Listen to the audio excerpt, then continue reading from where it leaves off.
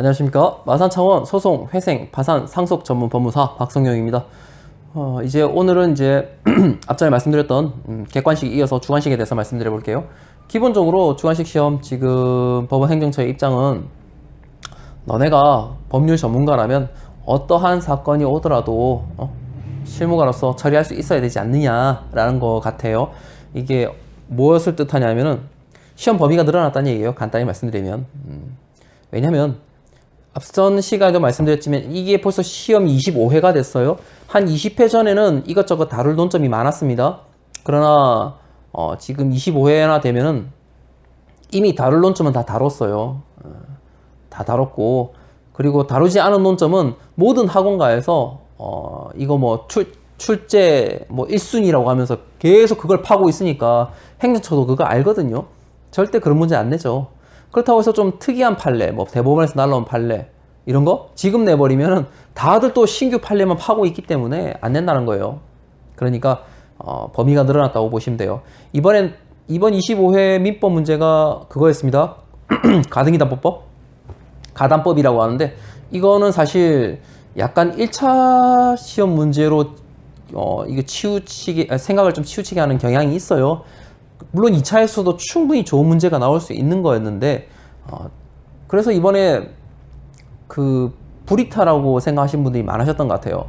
그런데 이제 저는 그렇게 생각하거든요. 공부를 포괄적으로 앞전에도 말씀드렸다시피 범위는 최대한 늘리고 모르는 걸 계속 줄여나가야 되기 때문에 그랬으면은 아마 그게 불이타라고 생각은 안 되셨을 거예요. 뭐 그래도 불이타를 할 수 있을 수는 있겠지. 그런데 그래도 대비를 어느 정도 하실 수 있으셨을 거예요. 그리고 중요한 게 또 이제 법원 행정처의 입장은 또 특정해서 공부하지 마라. 아까 말씀드렸다시피 어떤 사건이 오더라도 바로 대처할 수 있어야 한다라는 것 같거든요. 그 시험, 특히 수험가 쪽에서는 그런 게 있는데 한 최근 기출 3년, 5개년 문제는 안 보는 경향이 있습니다. 또 나올 리가 없다고 생각하니까. 그런데 최근에는 안 그래요. 나왔던 문제가 또 나오고 있어요. 제일 많이 나온 뭐 등기 추정력 이런 거 뭐 너무 쉬워서 나들 생각도 안 하는 건데 그런 거 계속 지금 뭐 2년에 한 번씩 나오고 있고요. 그리고 이제 소송 심리 순위의 뭐 선순위성 뭐 이런 것도 지금 거의 뭐 한 2, 3년 단위로 나오고 있어요. 심지어 형사소송법은 상속권 회복이 2년 연속으로 나왔어요. 즉 법원 행정처 입장은 지나간 거라고 빠트려 먹고 공부하고 그런 식으로 특정해서 공부하지 말라는 거예요. 그러면 어떻게 대처를 해야 되냐? 결국은 제가 말씀드린 그 자체입니다. 포괄적으로 공부를 하셔야 돼요. 하시되 모르는 걸 줄여 가셔야 돼요. 구체적으로 말씀드리면 저는 8421 했습니다. 이게 이제 사법시험 하시던 분들, 고시시험 하시던 분들이 많이 하시던 건데 원래 421을 하세요. 저는 여기서 한 단계 더 올려서 8421을 했는데 원칙은 간단해요. 8일의 채광권, 그 다음에 그렇게 기본서 8일, 8일, 8일, 8일 보고 또 4일의 채광권, 4일, 4일, 4일, 4일, 2일, 2일, 2일, 하루, 하루, 하루 이렇게 끝나는 거예요. 이거를 1년 내내 했습니다. 1년 내내. 그리고 공부는 이제 이건 좋은 방법은 아닌 것 같긴 한데 저는 사법시험 책을 가지고 공부를 했어요. 왜냐면 특정해서 공부하는 걸 싫어하기 때문에 최대한 많은 범위에서 제가 양을 줄이고 싶어서 그렇게 했던 거예요. 그래서 이 8421을 하는데 여기에도 이제 핵심은 줄 긋는 거예요. 줄을 어떻게 긋느냐에 따라서 시험은 확실히 달라집니다. 8421을 최소 2번 이상 반복하실 수 있다면은 일단은 뭐 어느 정도 이제 책에 대한 감은 잡히실 거예요. 이해는 다 되시는 거고 다만 시험장 가서 생각이 안 나실 뿐이지 결국 그거에 대해서 기억을 떠올리게 해주는 건 어느 책을 어느 부분을 어떻게 봤느냐가 중요한 거죠. 과거에는 이제 뭐 줄 껐는데 그 단풍 물들이기라 그래요. 어디서 나온 말인지 모르겠는데 뭐 긍정 판례는 뭐 노란색, 부정 판례는 빨간색, 뭐 학설은 뭐 녹색, 일반론은 뭐 파란색, 뭐 이렇게 막 형광펜으로 아주 알록달록하게 물들이는 게 있어요. 그거 저도 처음에 했었는데 시험장 가니까 알록달록 물들였던 그 페이지에 그 논점의 그 페이지에 그 물들였던 그 패턴이 머릿속에 딱 떠올라요. 와, 이거 대박이다 이랬는데 정작 중요한 건 그 색 밑에 깔려있는 글씨가 떠오르지 않았어요. 아, 참. 그래서 저는 다 집어치웠고요. 저는 매년 책을 바꿉니다. 한번 떨어질 때마다. 제가 수험 생활이 이제 3년 6개월이에요. 6개월은 1차 시험, 나머지 3년이 2차 시험을 한 건데, 제가 매년 책을 바꿨거든요. 수험가의 가장 큰 제 1원칙이 책을 바꾸지 말았는데, 저는 매년 책을 바꿨어요. 매년 책을 바꿨다는 게, 다른 종류의 책, 다른 저자의 책을 샀다는 게 아니라 동일한 저자의 책을 새로 바꿨어요. 왜냐면 다시 줄 치려고. 왜냐면 처음에 줄 쳐놓은 거랑 다음에 공부 좀 하고 나서 줄 치는 거는 이게 보는 게 달라요. 보는 관점이 달라요. 그때는 정말 중요하다고 줄 쳐놨는데 다음 해에 볼 때는 정말 중요하지 않는 거죠. 그리고 내 머릿속에 있다고 판단도 되는 것도 있고. 저는 이제 노란색 형광펜으로 통일을 했습니다. 노란색, 새노란색 있어요. 아주 이쁜 거. 광고인가? 하여간 광고 아닙니다. 하여간 그거 있는데 그게 눈에 좀 잘 보여서, 글씨가 좀 잘 보여서, 이 광고 같은데? 돈 받아야 되는데? 하여간 그거를 하는데 줄을 얼마나 치느냐? 책에 3분의 1 정도만 치셔야 돼요. 1000페이지가 있는데 300페이지만 치시라는 얘기가 아니라 한 페이지에 줄 끄이는 게 3분의 1이 안 넘어갔으면 좋겠다는 거예요.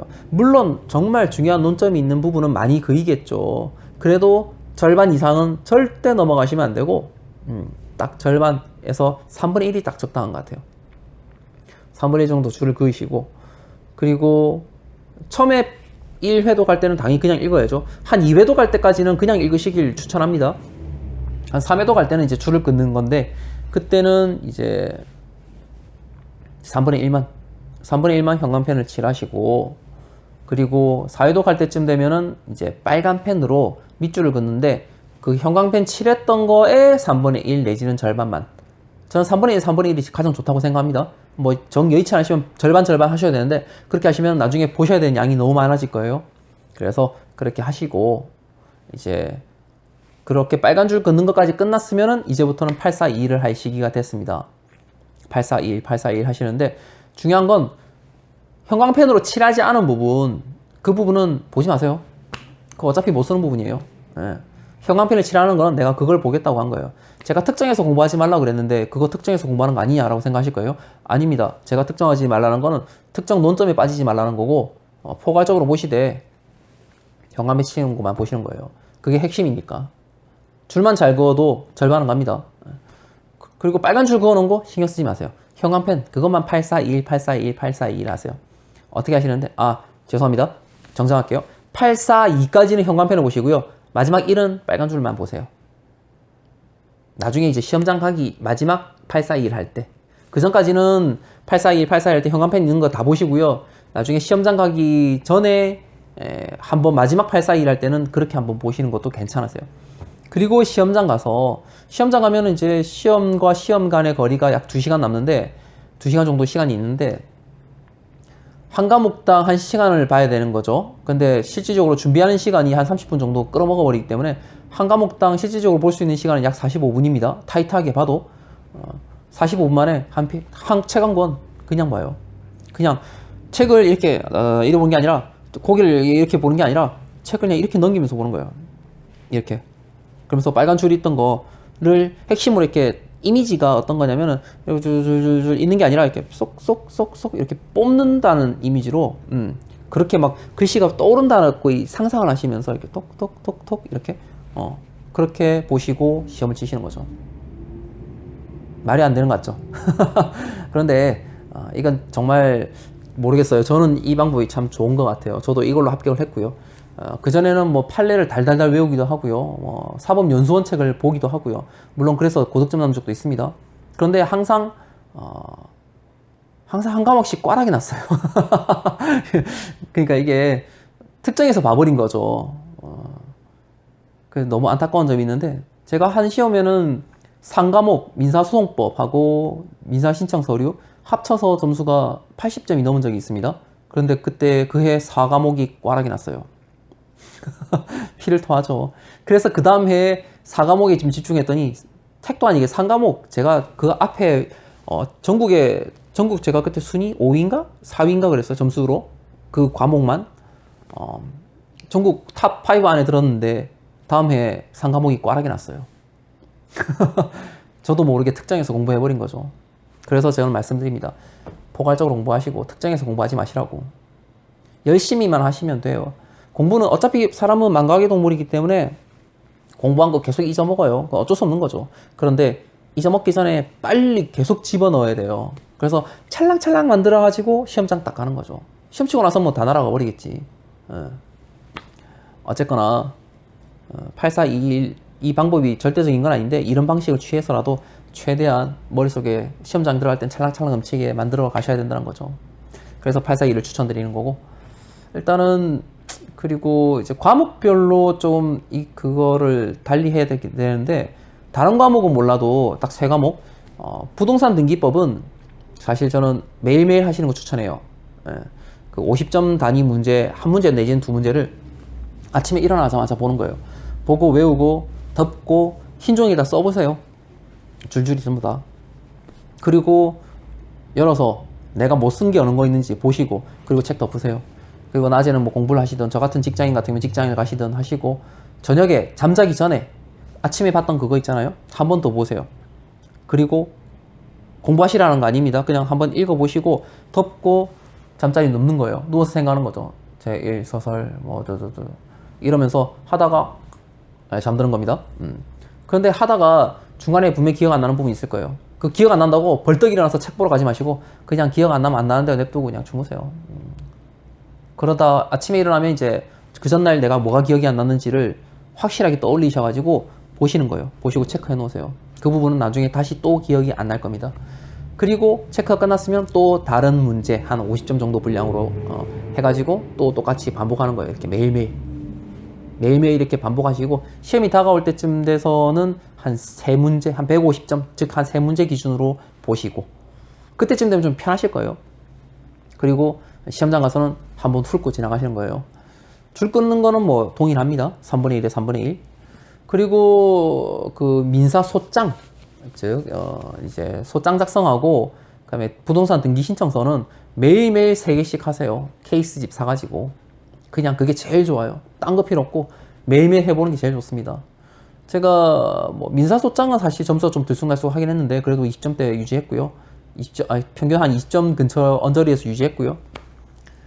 등기 신청서는 이때까지 25점 밑으로 떨어져 본 적이 없어요.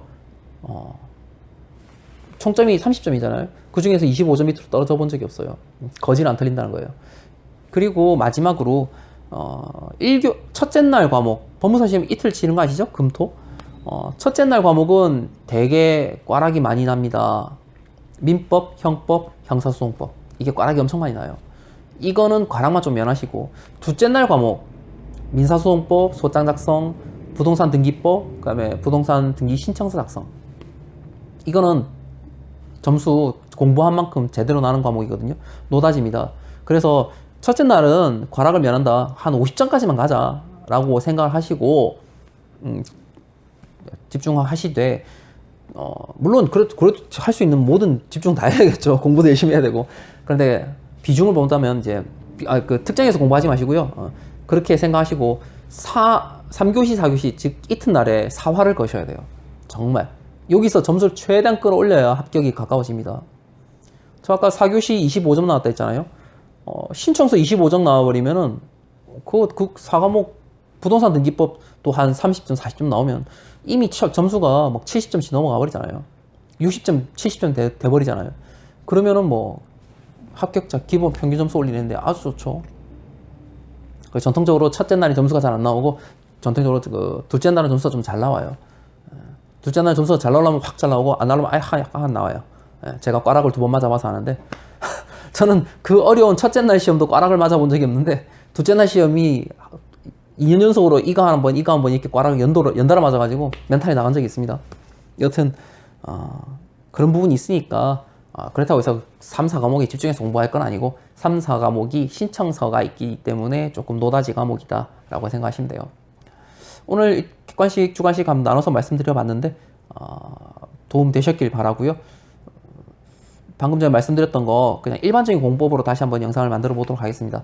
지금까지 마산 창원 소송, 회생, 파산, 상속 전문 법무사 박성용이었습니다. 감사합니다.